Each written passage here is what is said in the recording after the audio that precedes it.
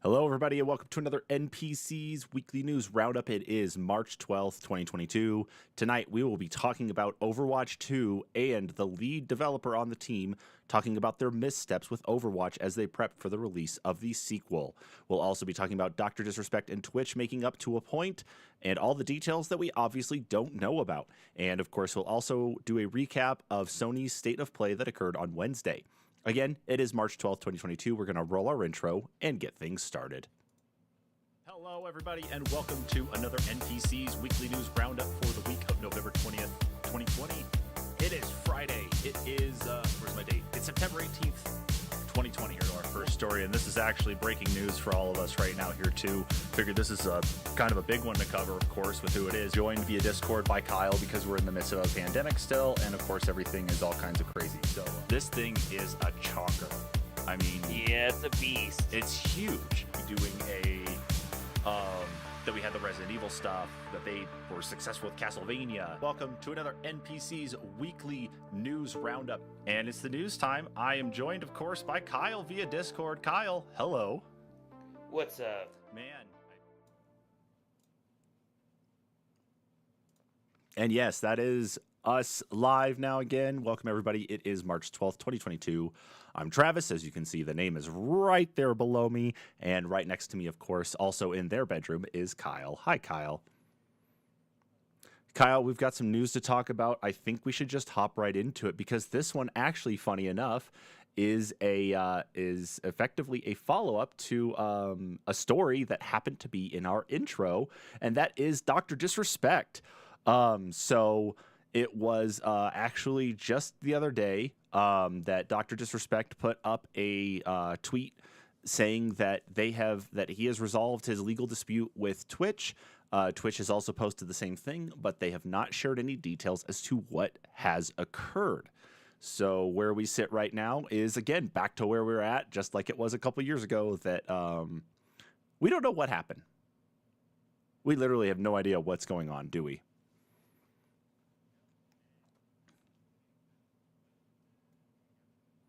It literally is just like, it's like, how many licks does it take to get to the center of the Tootsie Pop? Well, how many different things have to occur with Dr. Disrespect for us to be able to find out exactly what has occurred? But even so, Dr. Disrespect, of course, has since moved over to YouTube and has no plans to move over to Twitch based on a reply to his initial tweet saying that they had resolved the issue, saying that, no, I do not plan on returning to Twitch. But what this means is that with that legal dispute resolved, again, Dr. Disrespect being a popular streamer, is that hopefully with these things resolved, it does open the door at least to be for him to be able to play with streamers who are still people he's played with previously that still reside on Twitch. Because that was one problem with the ban, is that not only is it applied to him, but anybody else who gets banned on Twitch, is that playing with someone who's been banned and having them on your stream, even if they're not actually seen but their voices are heard, though, is considered another bannable offense for that other person. So that means that Dr. Disrespect hasn't been able to play with the likes of, say, like Nick Mercs or Cloaksy and any of the games that he's been playing. And yeah, it's just another one of those interesting kind of things that happened that kept him from being able to actually play. So now, of course, with this resolved, we'll just have to see if that ends up happening again. It sounds like it might be, but we're not exactly sure. But I don't know, Kyle. I mean, this saga's been going on for basically 2 years now, almost, and still not a lot of details. But I mean, I don't know.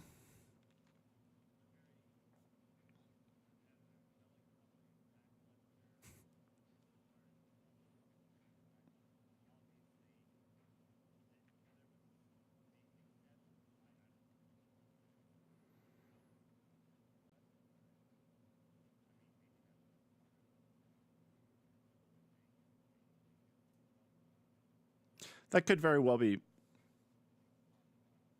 Yeah, that very well could have been part of it, especially. Yeah, you don't talk about Fight Club. You don't talk about Dr. Disrespect and Twitch. No, we're all talking about it. His name was Dr. Disrespect. His name was... Anyway, I feel like if I say that too many times, he'll appear like Beetlejuice. But anyway, the fact, though... oh, they're saying they can't hear you, Kyle. Talk a little bit more for me. Hold on, it might be me. Oh, hello. There you are. Huh, that was weird. Can't hear me at all? No, I can hear you now there. Yeah, I was just looking at your I Huh. was looking at your waveform there. That's interesting. Okay, sorry about that, Kyle. Yeah. I did check your audio there before we started, but talk again just to be 100% sure. Are we good? Yeah, you're good now. We I don't know. good? That was weird. Yeah, but thank you, Serpent Knight, for bringing that Yeah. up to us there. Anyway, the TLDR, of course, is that of course, now you couldn't hear Kyle, so that's gonna be an interesting one there anyway. I need to set up backup recordings for all of our stuff, Kyle, just because, of course, we Right. convert this to an actual podcast episode. But anyway, what we were saying there, of course, and what Kyle was also saying, if anybody could read lips, is that we don't know what's going on with Dr. Disrespect. TLDR. Yeah. I don't know what else is there really to say anymore. There is nothing else to say because, I mean, obviously there may have been some form of contract between them that they can't actually speak about what was actually said. So Yeah, because I mean, 'cause he in had the a long run, we may never find out. yeah, because according to this article here from Video Games Chronicles, they said that he apparently had a contract with them, of course, with an exclusive deal that was worth about $10 million. And so for him to Mhm. have been suspended only about or permanently banned for about 3 months into that contract definitely threw everything off. So obviously there were some legal things they had to work through to be able to get to whatever point that they're at now. But Dr. Disrespect even found out, he actually said that he actually found out what it was that he had been banned for back in 2021 and that they were going to be suing, but he didn't share any details as to what it was. So I'm Right. kind of wondering, is in the grand scheme of all of the controversy that usually happens at Twitch anyway, it seems like we go like 6 months in between controversies with Twitch. That It's so true. it's not wrong. I mean, I would imagine that we're going to be hearing something. Probably, I wouldn't be surprised to actually see something leak out very soon, because of some type of controversy to explain why or what happened. Or Dr. Disrespect turns Right. it into a book deal of some type, and when he makes his next book, that's what he does. So, Well, and like I said, maybe if either of the parties ever mentions what occurred or what they settled upon, then it may be breach of contract that could result in another lawsuit, which both of them are going to avoid. So yeah. Yeah, exactly. That's the last thing they Who really want knows? is probably another one. So, but in the meantime, Yeah. again, is that it's resolved as of right now. But Doc is not moving over he's not moving back to Twitch. He's going to stay on YouTube. He's doing what he's doing, and things just carry on as they do. Someone actually took the time to look at the stats for his streams, what he was doing on Twitch versus what he's doing on YouTube now, and he's actually got. I apologize if I got the stat here wrong, but it was like 48% increase of viewership over what he was getting on Twitch. So something changed with the way YouTube is actually getting him out there more than what Twitch was doing, which is interesting to think about because YouTube is the everything of everything when it comes to internet videos and live streams, and Twitch is very gaming focused. So it's very interesting to see that kind of trade off. But I don't know. It's just an interesting kind of fact to bring up there before we move on. Well, and maybe that's just it. I mean, that's their first big, gaming streamer that they can say that they truly have. Well, actually, they've got Dr. Lupo, Courage JD. Yeah, and, they've got a Tim few, the but- Tapman now too. Yeah, so Yeah. they've got a pretty big amount of them, but yeah, I mean they're definitely building up their player base though when it comes to or streamer base, excuse me, when it comes to a lot of those higher profile ones. Right. In the meantime, though, of course, with Dr. Disrespect there, being on YouTube, everybody will still be able to watch his streams. I haven't tuned into some of his stuff for a while, but maybe that'll have to change. In the meantime, we carry on, of course, to talk about our next thing here is Dead Space Remake. So EA Motive had a multi-part video. They actually released it. They just called it like one big thing, but it was like part 1, part 2, part 3, whatever. What they talked about was a lot of the audio changes that they've made to Dead Space for the remake. And one of the things that they alluded to there, or at least hinted at, is that it looks like we're going to see Dead Space coming back at the beginning of next year. And so that's just where we're at right now. is that yeah, when they put up those videos, of course, it was hinted that that looks like we're going to be seeing it in 2023. I have to apologize though, I have not yet had the chance to actually watch these videos yet talking about the audio changes. Have you had a chance to see those, Kyle? I haven't. I don't know what kind of tweaks or I do know that they're supposed to be adding the voice acting from Dead Space 2 and 3. The same guy will be playing the voice of Isaac as his like personal commentary or whatever voice acting just to fill it in, because I know there were points in the game where Isaac should have been saying something and instead you were just the quiet stoic hero, and it Yeah, I made know it what you're kind of talking about. weird. So it's definitely going to smooth out some of the gameplay, and I know that's one of the changes, but beyond that I have no idea. Yeah, it seems like a lot of the audio stuff, from what I've been able to read on right now, has really focused more on the ambiance of the environment itself. That when Isaac will take damage in the game, though, too, and that as long as it takes you, to heal, and that his actual breathing, his actual movements, his actual motions, all the sounds that come from that are going to really relate to his current status.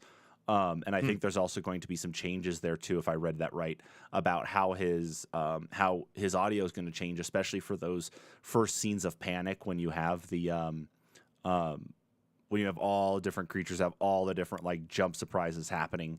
There's going to be a lot of those types of tweaks though, and a lot of changes. What are the names of the actual creatures there in? I almost said xenomorph, but I know that's not right. What are the creatures in Dead Space? Necromorphs. Necromorphs. Thank you. God, they merge all that stuff together. Is that there's going to be the audio tweaks for them though too, and I think that with the advancements, especially, I mean, I know Dolby has been a thing for a long time, but with the advancements of like Dolby Atmos and especially having 7.1 surround sound headsets that you can have now for playing games, I think these audio, like the audio that's going to be in this remake, is going to be way more immersive and definitely make you probably want to crap your pants much faster than you did probably back in 2008. It's like here, it's now much scarier than it was then, because really for like horror movies or these sci-fi type games and anything of that sort, is that sound is really what drives people crazy. It's because it could go silent and then you hear the tick tick tick tick tick, have something running across the ground, and a big monster jumps out from the vent. So I don't know. I'm still excited about this one.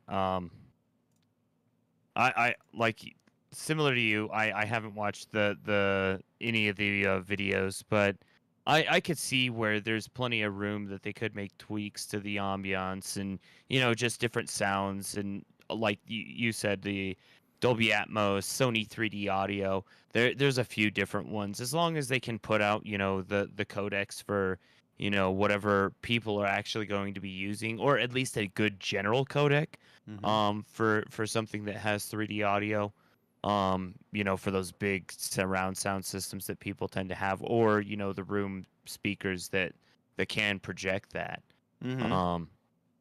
But I don't know, it's exciting. It's a ticking clock. I know it was supposed to be slated for end of this year.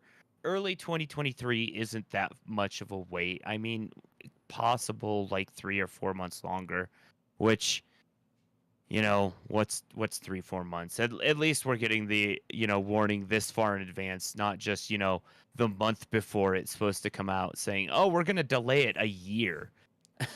Oh yeah, that's true. And I will be honest with you, because you're excited for this, I'm excited for this, even though Dead Space and any type of horror games just I don't do well with them. I will still play them though. I am excited for this, so I think they need to take all the time they need to get it ready, get it into a good spot. Seriously. I hope so too. Take the time. I really hope so. Take the time, Motive. Get it ready to go for us. We'll be fine waiting here. We've got plenty of other games to play in the meantime. Yeah, I think if anything, if there's one thing all game companies should have learned from Cyberpunk, is regardless, just relax, take your time, get it done in a timely, just good manner, but complete it. Yep. Complete it. Yeah, I agree 100%. So let's carry on here then to our next story, and this one's kind of an interesting one to hear more things about, especially is is it's Overwatch 2. So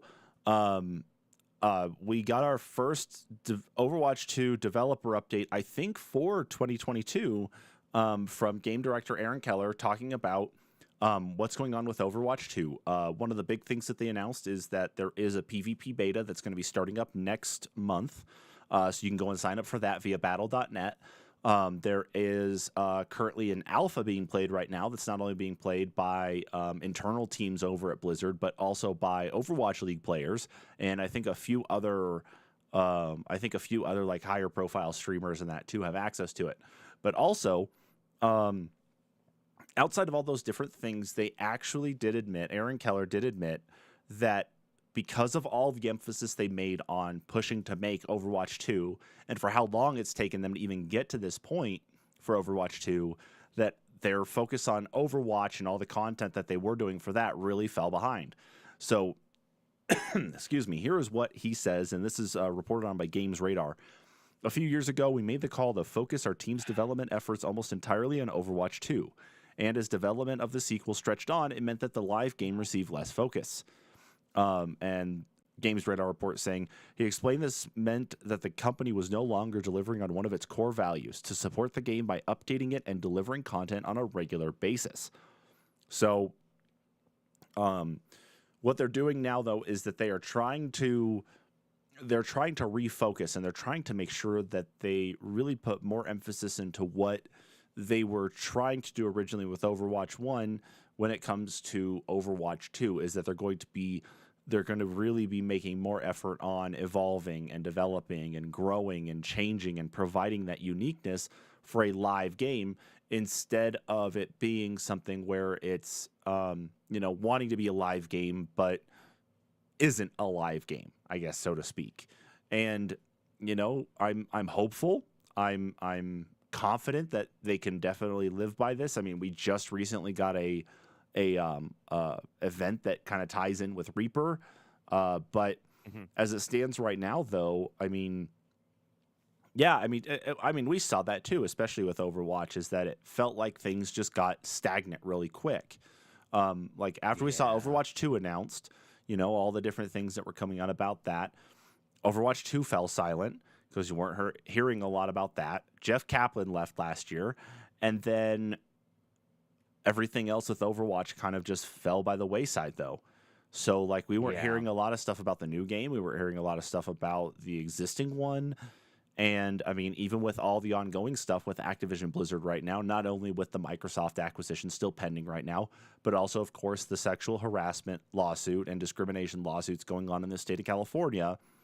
I mean, we haven't really been in tune with a lot of what's been going on with Activision Blizzard stuff for a little while now. But even so, I think we could tell that there were still some things being held back, some things that just weren't coming out that we were expecting to see.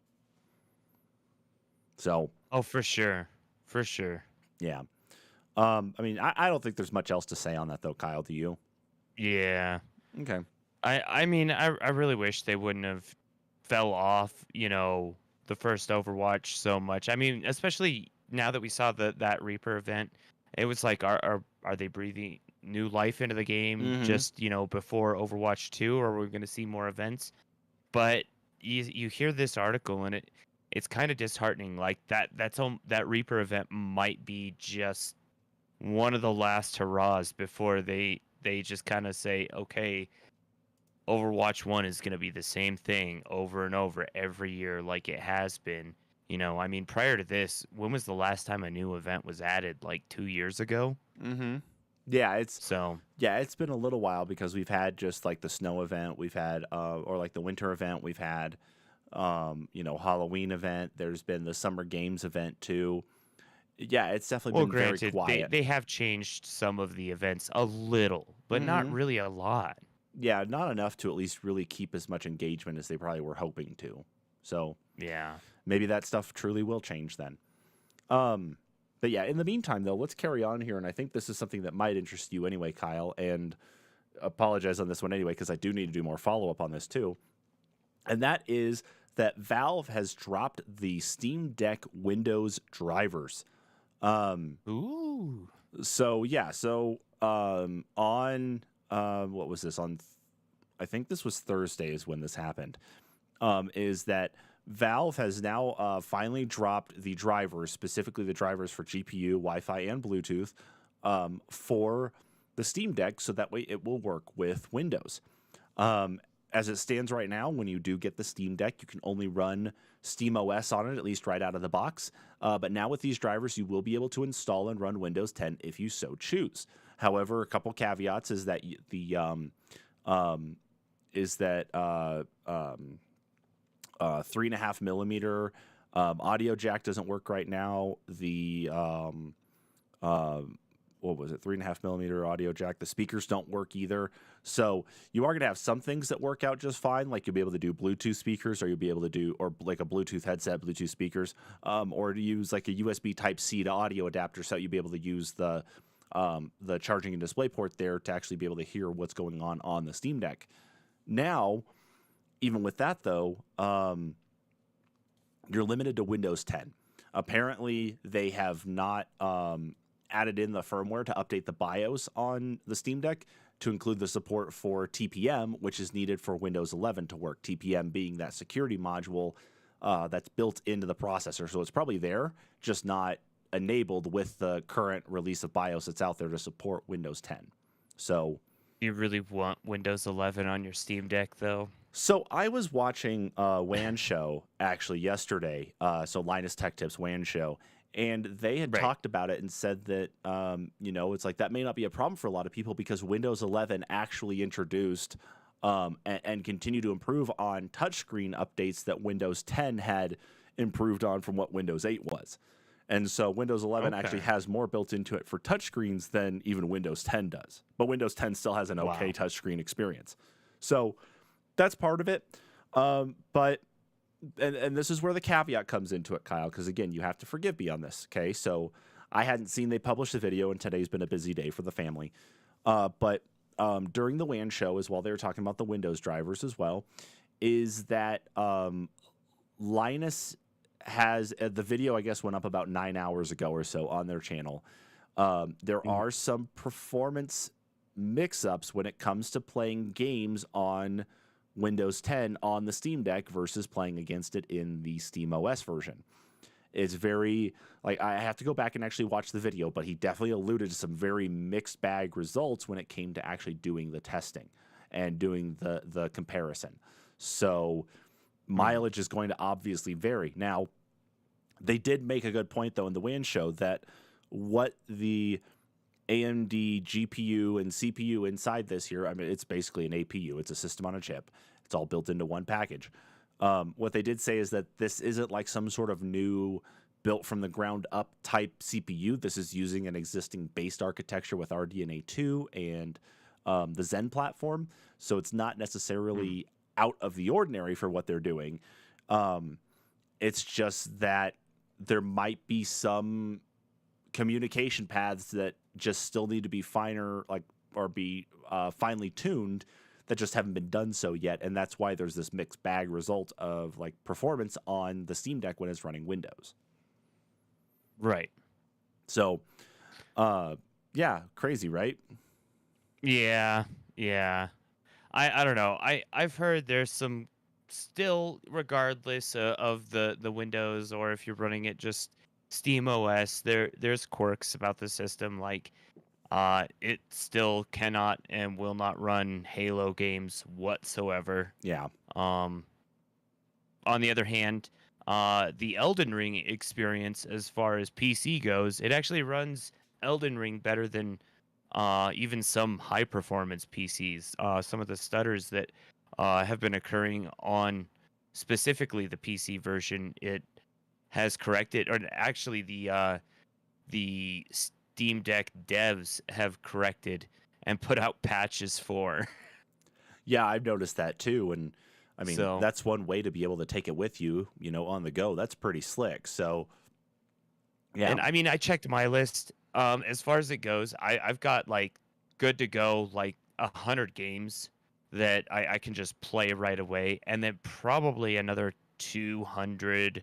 Maybe closer to 150 that are possibly playable or somewhat playable. So I don't know. I'm really excited to get mine. Nice. Yeah, I'm excited for you to get one. And I did manage Yeah. to they've got the ability to check if you're after quarter two, you can actually check when your ships now. So if you were in the same pool I was, definitely check. You can see when your system's going to be available. Nice. Very good to know. Very good to know. The last thing I will mention though, and I think this should be pretty aware to everybody though anyway about Windows on the Steam Deck is that you cannot dual boot SteamOS and Windows on the Steam Deck. You cannot jump between the two or anything. You have to pick one or the other. Now, you can dual boot Windows and another flavor of Linux, but you cannot dual boot Windows and SteamOS because SteamOS and the way it's partitioned on the solid state drive does not allow you to actually dual boot. So that's just another thing to be aware of, that if you want to try Windows, you can do it, but you're going to have to do a whole reflash of everything and get it reset back to its original settings and original OS to be able to get back to SteamOS in the first place. So one thing to be aware of if you want to go try it. Yeah, well, they say that support is coming here at some point in time soon, but obviously they're going to put more emphasis on SteamOS than they are on Windows. So, yeah. Well, and who knows? Maybe that's an update that we won't see until the Steam Deck 2, because we do know that that is in development. But who knows when that we'll actually hear word of that on the wind actually coming out. So Yeah. Oh, man. Anyway. Anyway, tech moves fast. It does. And what else moves fast here is disappointing news. So I have not played this game yet anyway because I don't own a PlayStation 5. But let's talk about it anyway. Is Gran Turismo 7's microtransactions are expensive. More specifically, are more expensive in the United States than Japan. So Game Rant reported on this a few days ago. Some players have actually found that the cost of credits in Gran Turismo 7 cost basically $1 more in the United States than they do in Japan. So what it says here is that by going to the PlayStation Store, Japanese players can purchase 200 million credits for 2,200 yen, which at the time of writing works out to $18.99. By comparison, the most cost-effective credit pack on the U.S. PlayStation Store comes in at $19.99, though this will only net players 2 million credits rather than 200 million credits. So it's 100 times more expensive to buy the same amount of credits on the American side of the PlayStation Store than it is on the Japanese side of the PlayStation Store. Holy crap, that is a lot. But even outside of all of this, though, is that, we were kind of talking about this anyway last night, Kyle, is that it's the microtransactions, though, overall in this game that just seem to be way crazier than a lot of people expected them to be. Is that a lot of these cars ended up talk about that a little bit though, because I know you've read up on some of this. Yeah, so from what I understand, basically I don't know if it was for sure at the end of every match, but for sure every time when you go to buy a car, the game basically prompts you, if you don't have enough credits, if you'd like to top off your credits. Or, when you go into the store, if you'd like to top off your credits to make your purchase.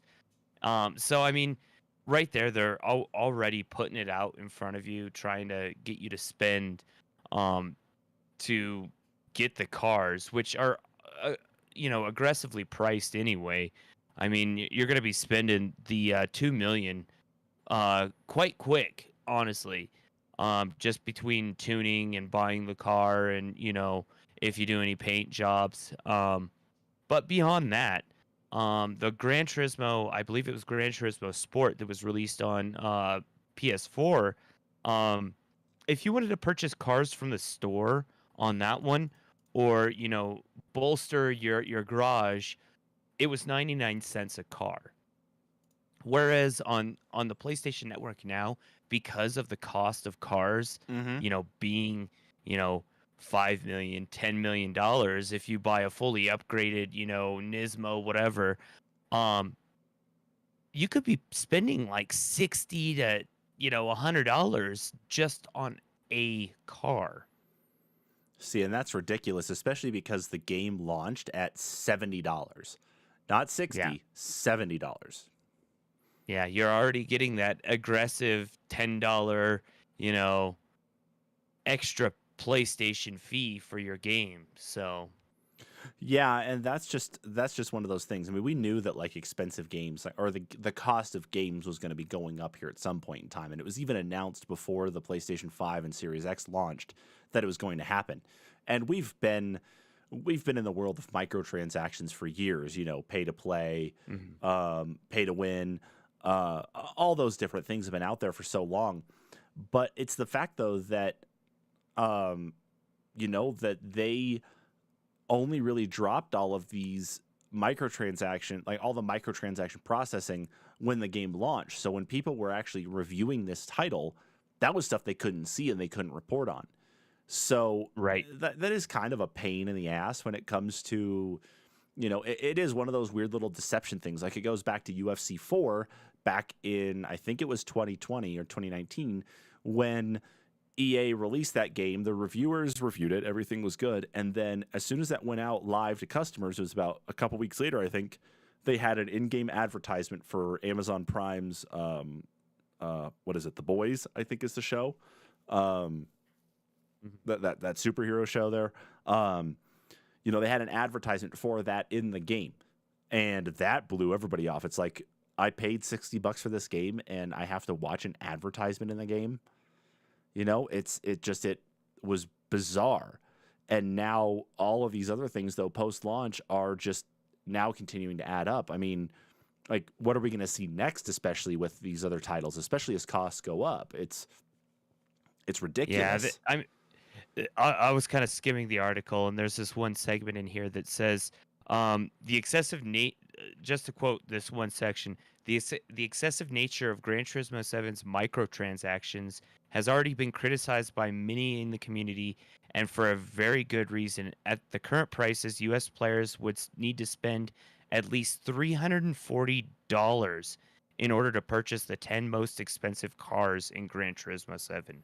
Yep. Which is around the same price as an Xbox Series S and a copy of Forza Horizon 4. Granted, Forza Horizon 4 is the previous year copy, but, I mean, 4 is pretty awesome. You get to do all the seasons and stuff. It gets kind of crazy. And even Forza Horizon 5, if you go get that Series S and you get Game Pass, you're still going to be able to play Horizon 5. That. Yeah.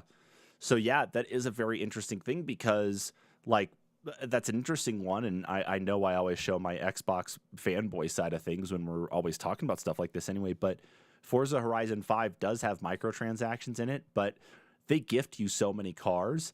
It's not that hard to really earn different cars either. And a lot of the cars that are in that game are not terribly expensive either. And a lot of the cars that I had in Forza Horizon 4 carried over to 5 with no cost, which was awesome. Yeah, so my like library was big. big. A gift. Mm-hmm. Yeah, and it was like you received a bunch of gift cards from your previous game. It was like way cool. Mm-hmm.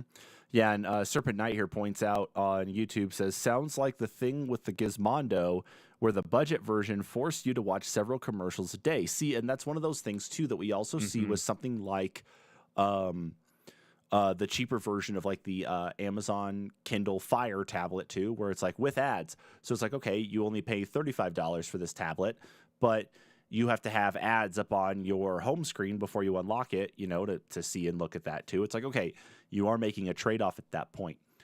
But it feels like if you invest all of this money into something, you shouldn't be getting like it doesn't feel like it should be having to cost extra to do things that are built into the game already.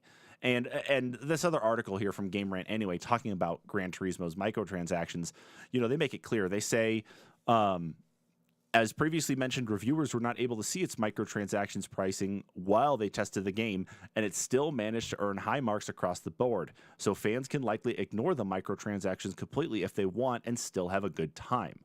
So that means at least that, because that wasn't there and it did get high marks, it means that for those who don't want to go out and purchase all the different microtransaction like type things, any of the cars, any of the modifications, whatever, it's not going to necessarily ruin the experience. It just means it's going to take longer to get some of those cars.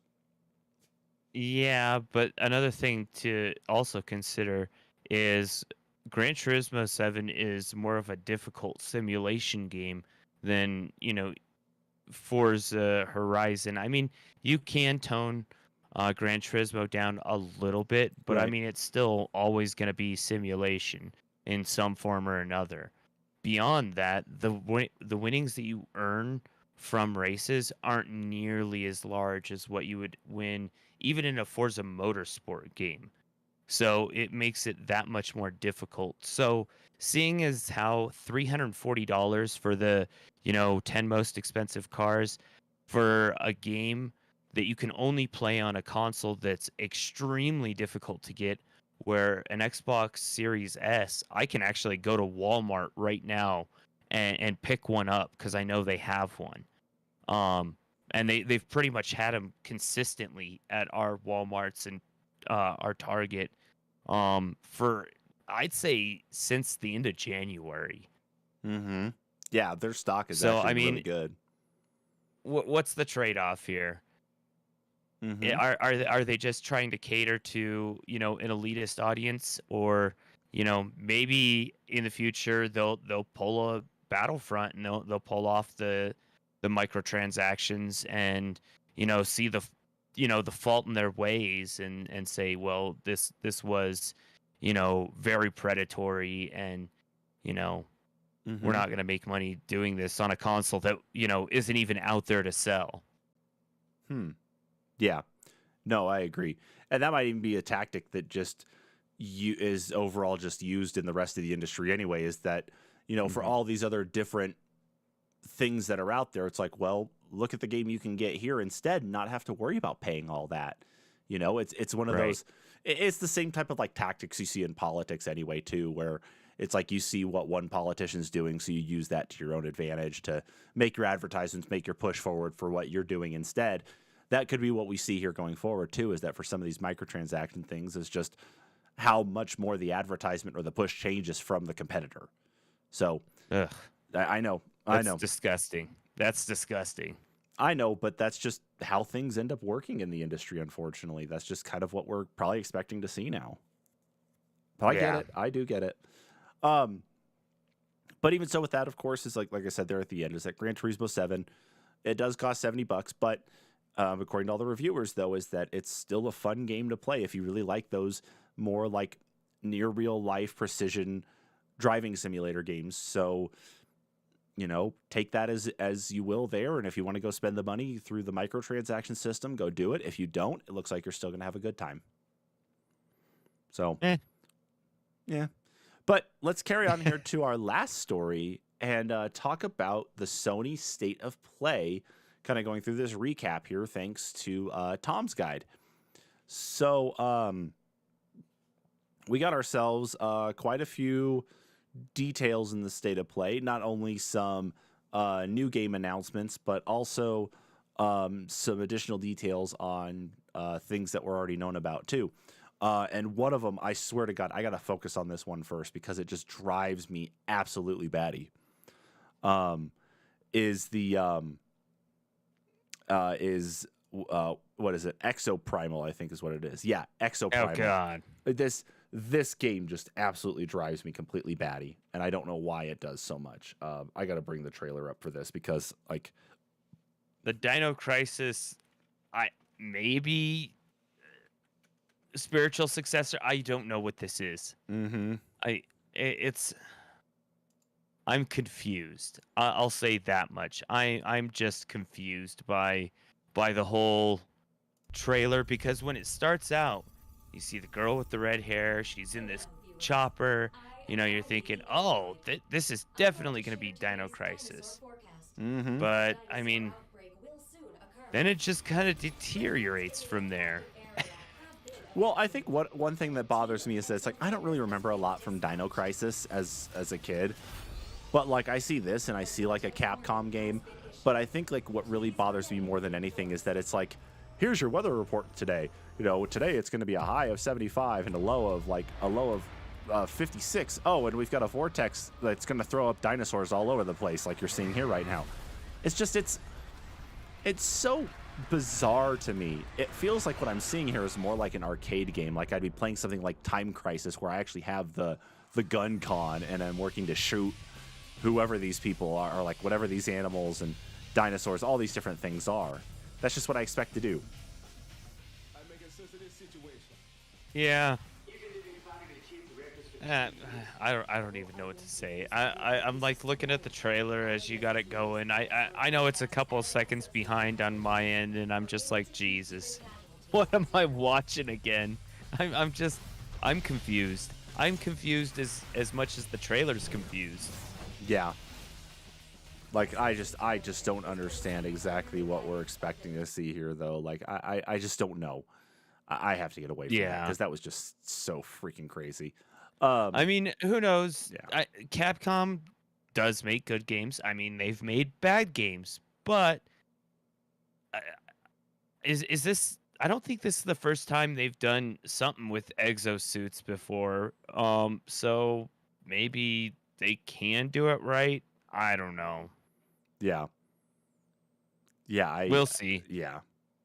Yeah. So we got dinosaurs. Yeah, so we got the dinosaur stuff like with Exoprimal.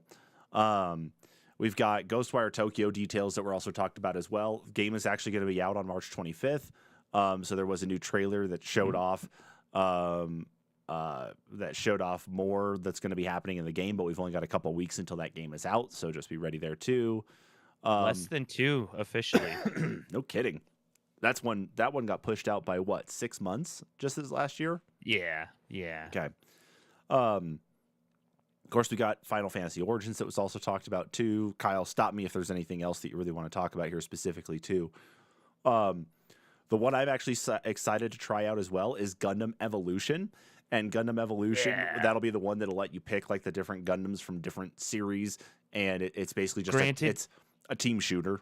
So it does look like from the 0068 to 0079 generation. So I think we are going to be relegated to like Zaku's and like the original Gundam, Z Gundam.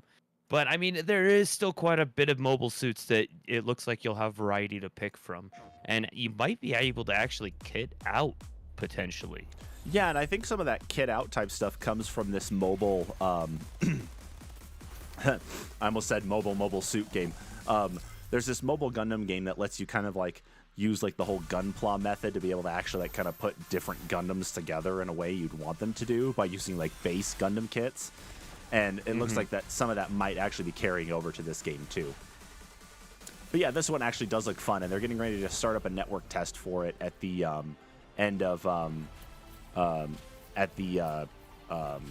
in Japan sometime very soon though. But it is. I mean, it's a team shooter for Gundam, so works for me. It'll be cool. I think it'll be cool. I think so too. So there's that, and then let's see. Let's go through the rest of the list here. I didn't actually get the chance to watch this in real time. Cowabunga collection. Yeah. So what's this one then, Kyle? Oh yeah. So Teenage Mutant Ninja Turtles. Of course, Konami of all people showed up, and they didn't even have a pachinko machine with them. they were actually showing off a game, and it is 13 games, classic Turtles games to be precise. It sounds like we're gonna get all of them from the original NES. The Turtles in Time arcade game. I believe a couple of them from the Super NES. 1 or 2 of them from the Genesis. I know Hyperstone Heist for sure is on there. All of them from the Game Boy.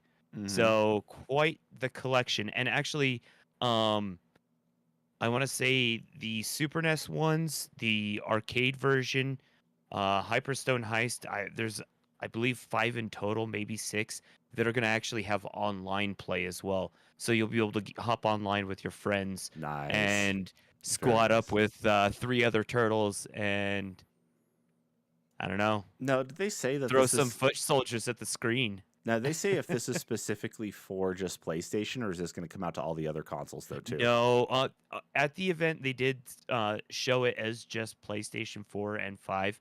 However, it is launching on PS4, 5. I want to say Xbox One, Series systems, and PC and Switch. Yep. Yeah, I just went to their official website here. So yeah, PlayStation Yeah. 5, 4, Xbox Series line, Xbox One, Nintendo Switch, and PC via Steam. Holy cow, that's a lot of consoles For to 40 say now. for $40. Yeah, it really is, especially Yeah, for all of them being $40, supported. 13 titles. Yeah, and a lot of those titles, especially because of the multiplayer part, like that, you're not limited. You don't have to go buy a PlayStation to actually play with people now. It's like it's gonna be everywhere, which means you're talking about cross-platform at least, which is cool. So, very awesome indeed for sure to see that. Let's see here. So talking about some of the other new stuff though too. We got a new JoJo's Bizarre Adventure game coming out called All Star Battle.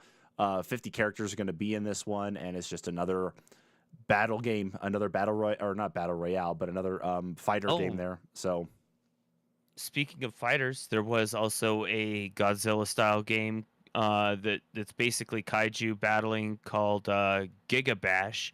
That one's going to be in the same vein as almost what it looked like as the Godzilla Destroy All Monsters on GameCube.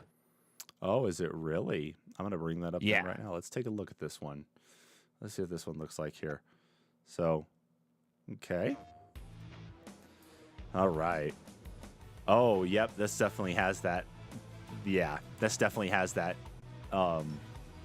That vibe for sure. Ooh. Yeah, I like this one. Okay. Might have to consider this one potentially. I wonder how that's going to be handled. But I wonder if this is going to be a PlayStation exclusive one then too. That one I'm not certain on. Once again, I believe at the event, all of their trailers, they just show it as PS4 and 5, specifically for the event. Okay. But Definitely I does imagine look if good. nothing else, this one will probably be on either Steam or Epic Game Store.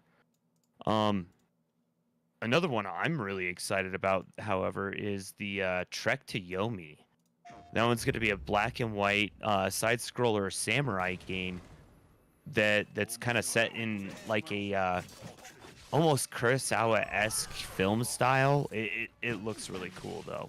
I wonder if just like with the popularity of Ghost of Tsushima, that this was just one of those things that's like we could actually approach this in one way, and be able to honor at least the heritage and traditions from feudal Japan, and be able to bring this stuff up there. But some of the gore, like in the trailer here, kind of takes me back more to like some of like the stuff from Tenchu.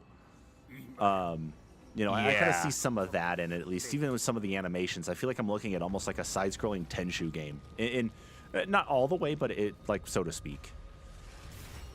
But Oh don't no, get me I wrong, it totally does get look it. good, Especially going back to Tenchu, what was the first one? Deadly Shadows, and Tenchu 2 on the PlayStation. right. The very muted colors and stuff, and they just had the landscape and stuff. For as limited as it was, it was very stylized, and yeah, it definitely reminds me of those two. Mm-hmm. Yeah, it definitely looks really. I really like the look of that, but I just want a new Tenchu game. That's all. I just miss Wrath of Heaven. That was such a fun game to play. But let's see. So carrying on here, of course, it looks like we're going to be having an expansion for Returnal as well, because Sony did just recently this last year purchase Housemarque, company that made Returnal one of the launch titles for the PlayStation 5. They're going to be doing an expansion for Returnal called Ascension, and it will be coming out actually here very soon, and adds in campaign co-op and a survival mode. So that's also coming down the line too, so be on the lookout for that if you did like the Returnal game. And then of course a couple things coming from Square Enix as well. Is that we've got the Diofield Chronicle. It is a strategy RPG game. It has one of those, not necessarily like over the, I don't want to describe it. It kind of gives more of a vibe, like looking more like an RTS game than anything from like the actual perspective of it. This one definitely is in the vein of like Final Fantasy Tactics, or if anyone's played it recently, since it just came out, Triangle Strategy. However, this one, it definitely plays with more of that like 2.5D aspect, and the characters, it's like they're on watercolor backgrounds and, just like the classic art style, but all the character models are more modernized, like visually, and they just have more action to them, I guess it feels like. Um, as far as like storyboard art and everything, it looks almost exactly the same as what you would see on a Final Fantasy Tactics. So, and that being said, I honestly, when the trailer first started, I thought I was watching a trailer for a remake of War of the Lions. Okay, I can see that here for sure. Okay. Yeah, this doesn't actually look too bad, but I mean, really, there isn't a lot that, that comes out of Square Enix that like looks terrible or anything. But I really do like the perspective. I like the idea of going back to some of those old watercolor type character sketches in that too, especially that you saw from like older Final Fantasy games. So this does look really nice. Yeah, I mean, it looks cool. It looks like they may have also, aside from, borrowing from Tactics, maybe also borrowed some from like Valkyria Chronicles and maybe the XCOM series as far as like movement and the way combat works. Mm-hmm. So could be really interesting. I'm kind of excited for it. Yeah, same. I actually do like the look of it, though. Don't get me wrong. And then one of the bigger announcements here that I know drove our friend Ben absolutely crazy on was Valkyrie Elysium. And this is definitely one that he was all excited for. Let's see, because Valkyrie Elysium has to be a, Valkyrie Elysium is a sequel to, it's not, what, you have to explain it, Kyle. You probably know this better. Valkyrie Profile. Thank you. Okay. Yeah. Okay. So talk to me a little bit about this series. This is one I'm not necessarily familiar with. I'm not actually familiar with the Valkyrie Profile series whatsoever, to be honest. That's one I haven't played. Okay. Well, I know it is an older PS1 series, but beyond that, you got me. Well, one of the things, especially with the animation style and the art style that I see here, is it's like, you have to forgive me on this, especially if they took it from, a previous Square Enix title or anything, though, too, is that it kind of looks a little bit like they took their style, that Square Enix took, what their style is, but also took some things from Genshin Impact, though, too. Is that wrong to say, or? No, I kind of get that feel as well, maybe. It does look to really be honest, nice, especially, the way the action and the attacks activate, the visuals for the attacks. I don't know. It does have a very Genshin Impact look to it.